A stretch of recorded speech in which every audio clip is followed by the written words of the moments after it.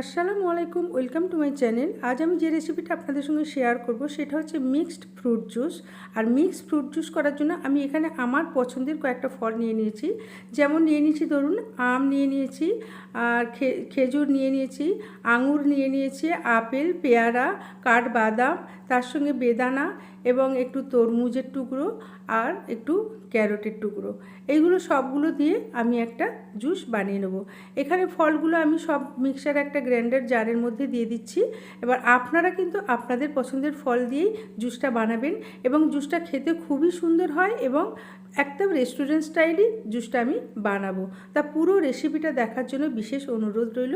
যদি ভালো লাগে অবশ্যই লাইক করবেন, শেয়ার করবেন এবং প্লিজ কাইন্ডলি সাবস্ক্রাইব করে পাশে থাকবেন। দেখুন আমি এখানে ফলগুলো সব মিক্সার গ্রাইন্ডারের মধ্যে দিয়ে দিলাম। এবার এইগুলোর মধ্যে আমি কয়েকটা ঘরোয়া উপকরণ আমি দিয়ে দেবো।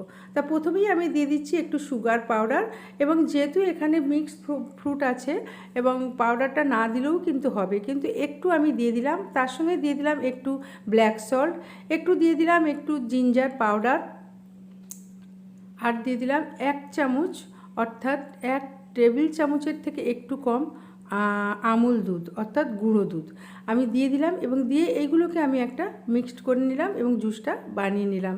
এবার জুসটা আমি একটা গ্লাসে সার্ভ করে নেব এবং তার সঙ্গে কিছু বরফের টুকরা, পুদিনা পাতা দিয়ে আর কিছু ড্রাই ফ্রুট দিয়ে আমি গার্নিশ করে দেবো। তো জুসটা আমি একটা গ্লাসের মধ্যে সার্ভ করে দিলাম এবং এতে আমি দিয়ে দিচ্ছি একটু পুদিনা পাতার টুকরো আর সেই সঙ্গে দিয়ে দেবো একটু বরফেরও টুকরো।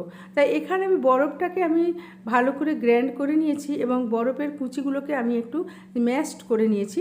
তারপরে আমি এই জুসের মধ্যে দিয়ে দিলাম।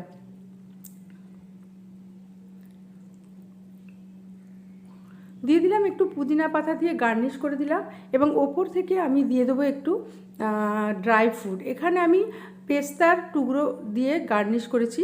আপনারা চাইলে আপনাদের পছন্দের যে সমস্ত ড্রাই ফ্রুটগুলো আপনারা খেতে ভালোবাসেন সেইগুলো দিয়ে যদি এর ওপরটা গার্নিশ করে দেন তাহলে কিন্তু খেতে খুবই সুন্দর লাগে। তা যদি রেসিপিটা করে বানিয়ে দেখবেন, যদি ভালো লাগে অবশ্যই ট্রাই করবেন, বানাবেন, খাবেন এবং টেস্ট কীরকম হলো আজিমা রান্নাঘরের কমেন্ট সেকশানে কিন্তু অবশ্যই জানাতে ভুলবেন না। Thank you for watching this video.